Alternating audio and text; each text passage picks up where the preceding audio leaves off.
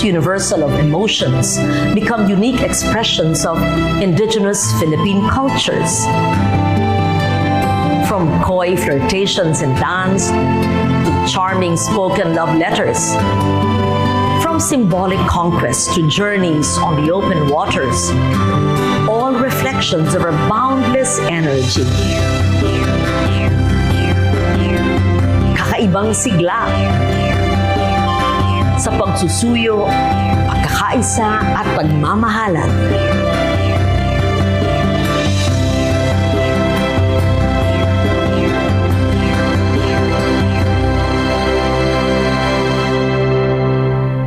In the previous episode, we met Aiki Panes and Jen Grace Sula, a young Tiboli couple who had decided that they wanted to formalize their union in a traditional Tiboli manner.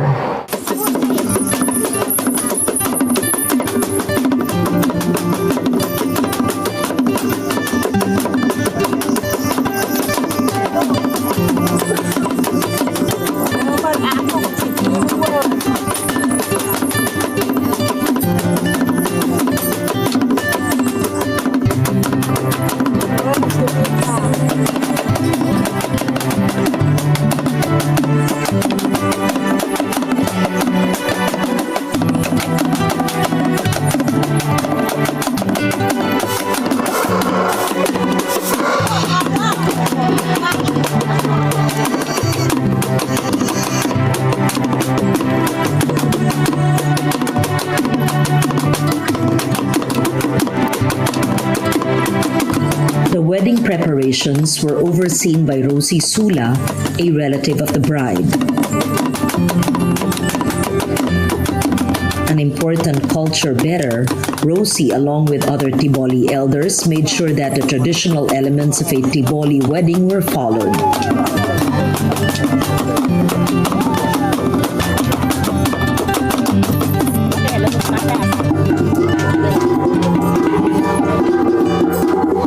It did not matter if these were scaled down for economic or practical reasons. What mattered was that communities and relatives of both bride and groom were to experience tradition.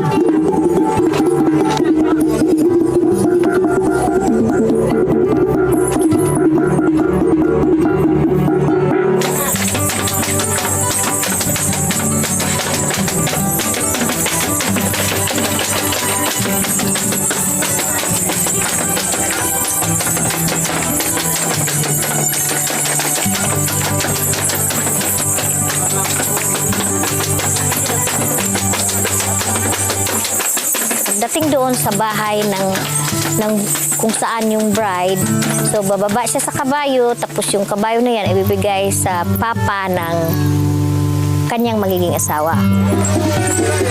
The previous episode ended with the arrival of the groom at the Gonobong, the marriage house. Pag akyat niya, we call that the muntun. Ibig sabihin, lagyan siya ng kwintas. Ibig sabihin is acceptance. Inside, Jen Grace, the bride, had been covered in the sacred Yekumo blanket.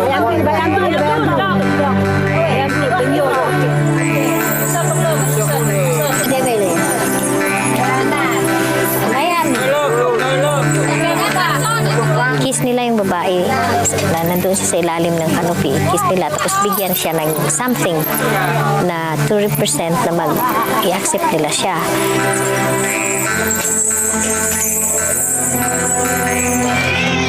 The giving of gifts is an important part of the wedding tradition. It begins with a simple exchange of betel chews between the two families.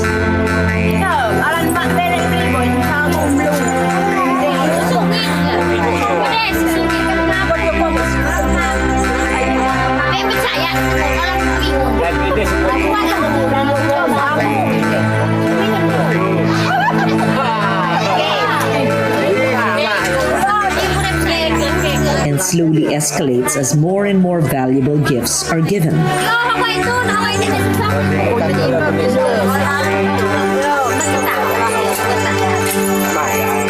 exchanging of betel nuts.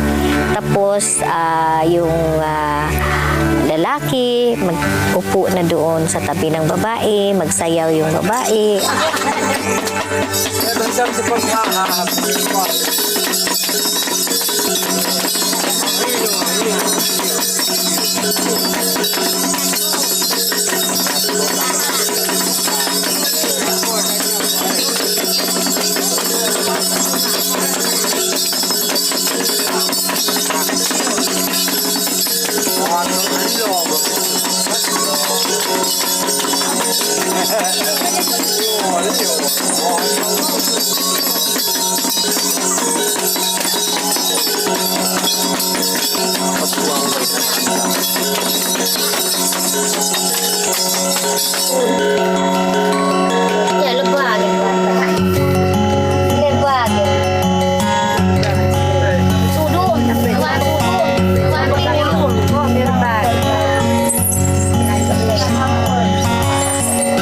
Bibigyan ng lalaki yung kanyang malong na sa katawan niya sa parents ng bride.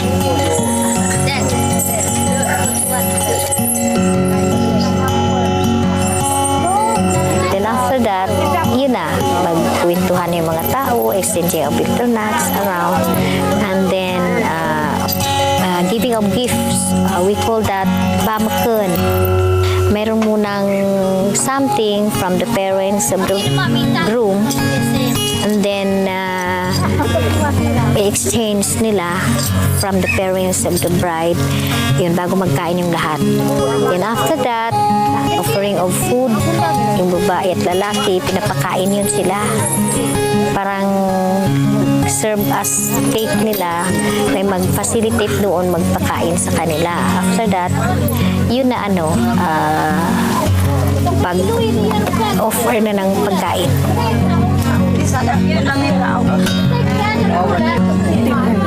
Then the ritual feast in which the entire community participated.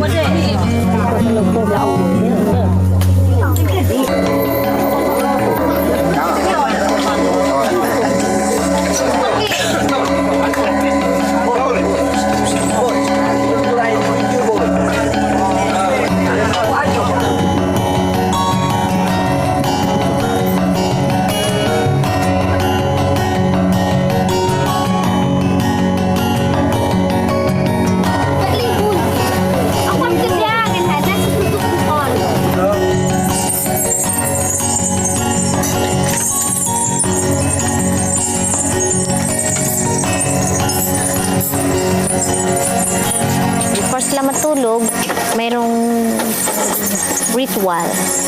Parang nagsasabi na till death do us part. Ang mag-officiate noon is yung isang babaeng recognized sa community na good model.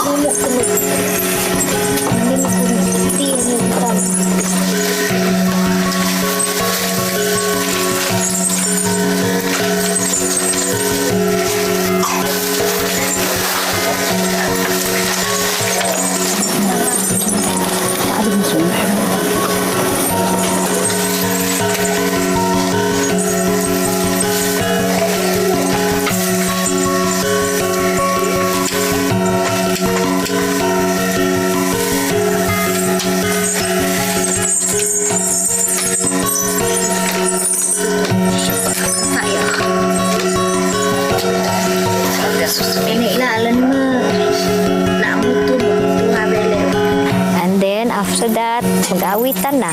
Yun na, as the end, sa gabi.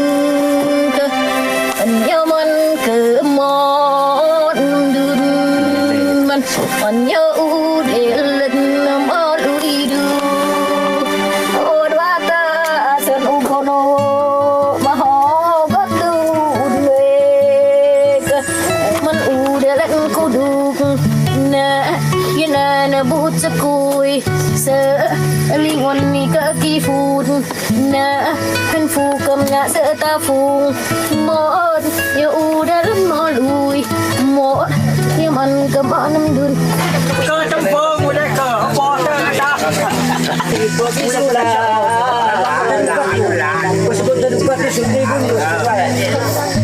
nutu ni nutu nalani sedang abalu yuhana tol karunan lai kramaturnya tabam tabahnya biku kayumku.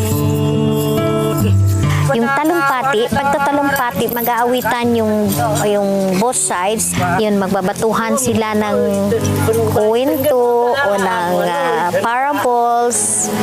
True parables, nag-uusap sila, but truth hunting.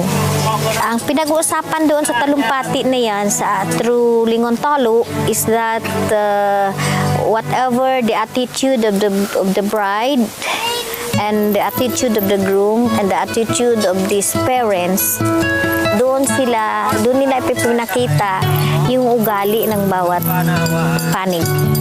After that, they can come into consideration, mag-aawitan sila, magtatawanan, although masakit. Pag naintindihan nila yun, sometimes somebody will get angry on that certain talumpati na yun. Although they get angry because of certain intriga. Ngunit, nagkaisa pa rin sila, come into one decision na dapat magbibigayan ng dowry, dapat mag-successful yung pag-asawa ng kanilang mga anak. Ringon ba ano, mola tukuli agitay. Tauturan angat ba, paling tauturan nenegam kereng, kemandu semalu harai genan. In many traditional societies, weddings and other feasts are gatherings that proclaim the prestige of a family.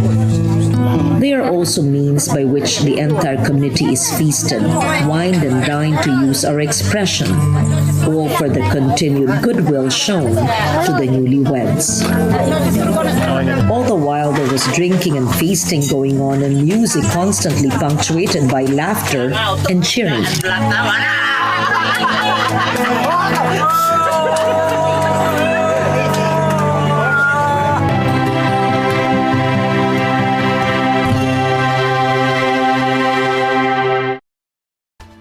Magbalita para keng PTV Central Zone, Yakwi Arlukier Motas.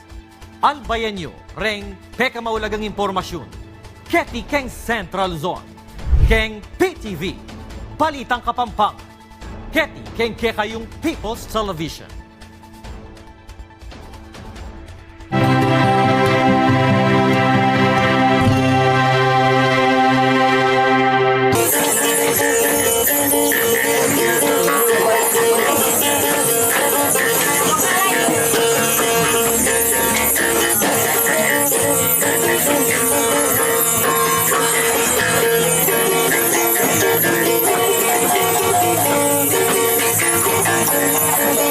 The next morning, the wedding rites came to a close with a formal exchange of the dowry.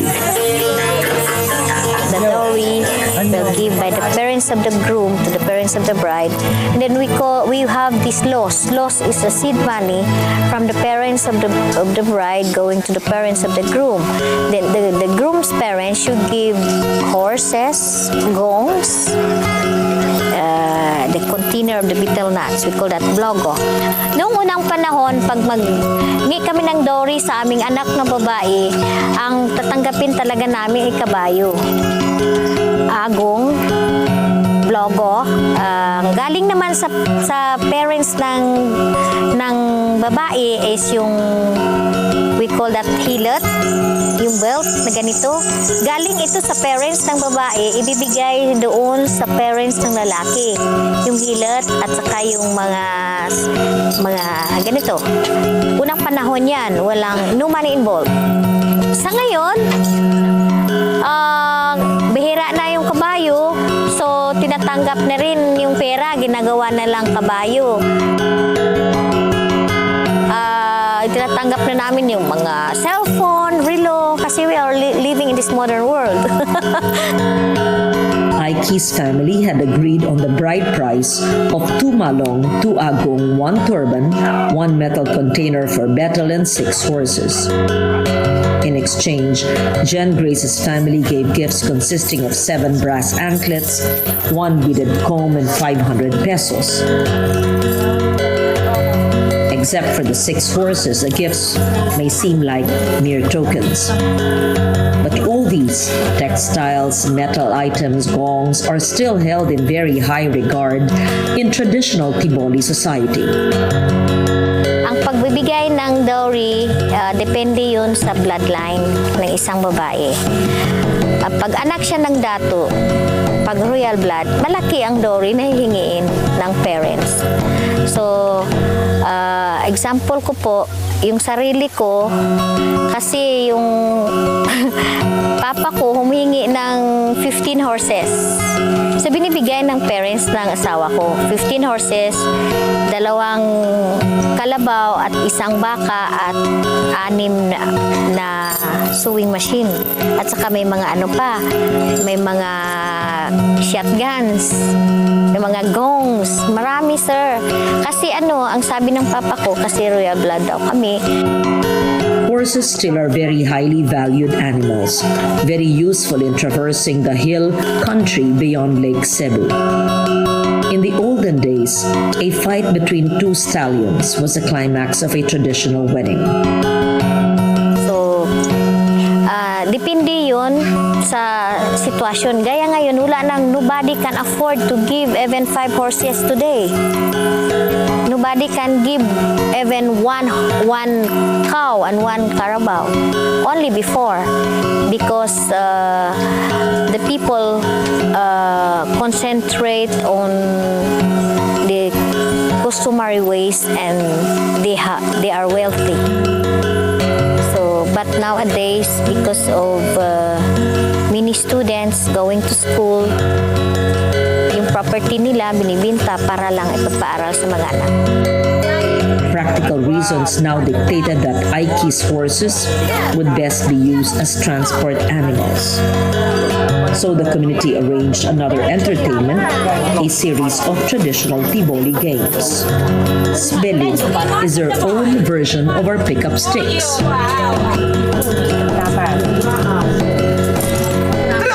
Hanaw is a pole race on bamboo stilts.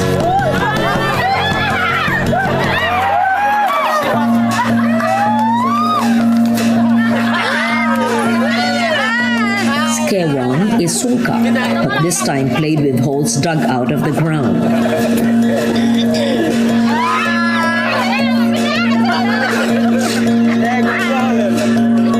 Sudu is 2 teams standing on opposite ends of a bamboo pole struggling to push the other team out of the field of play.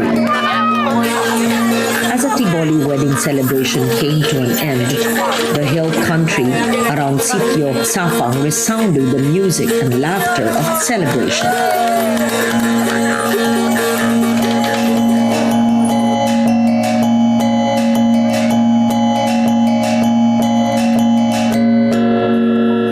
Soon after, Dayaw would be on its way to document another wedding.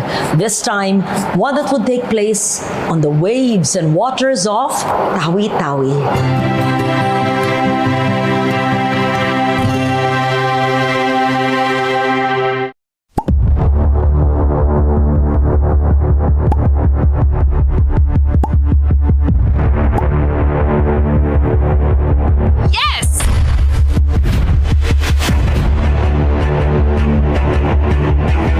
National Authority for Childcare ay aktibong lumalaban sa online baby selling at iba pang uri ng illegal adoption. Dumaan tayo sa legal na proseso ng adoption. Protektahan natin ang kabataang Pilipino. Itigil ang online baby selling.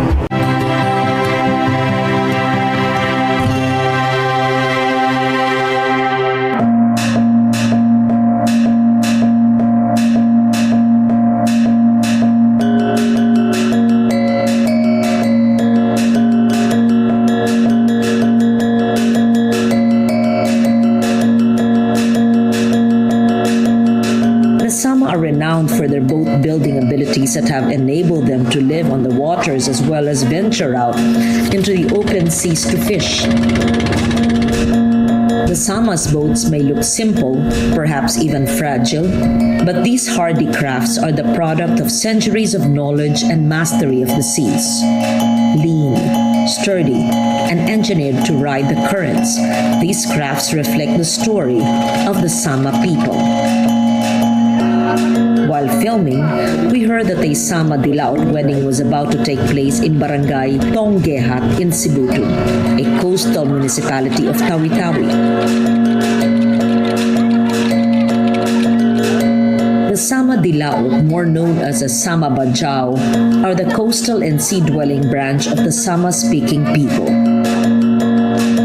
They descended from the Austronesians and occupy parts of Sulu as well as eastern Indonesia and Sabah, Malaysia.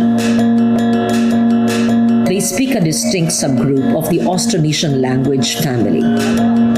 While they consider themselves followers of Islam, theirs is a unique belief system that blends many animist elements from their pre-Islamic past.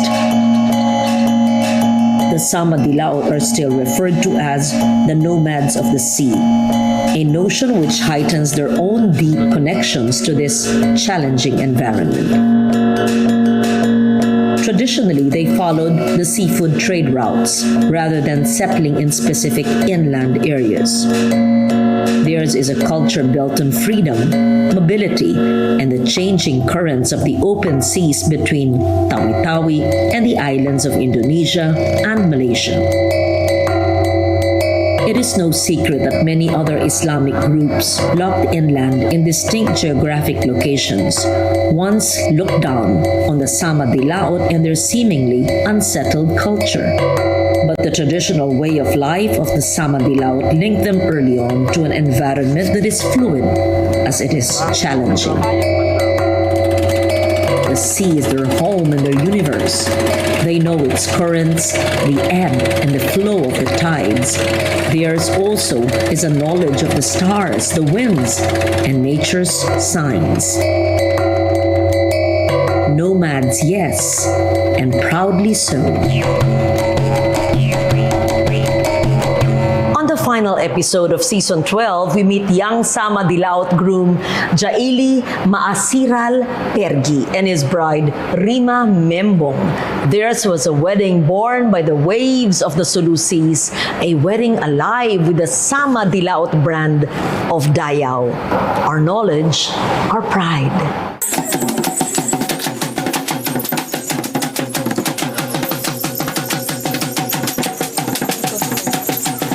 Yes, yes.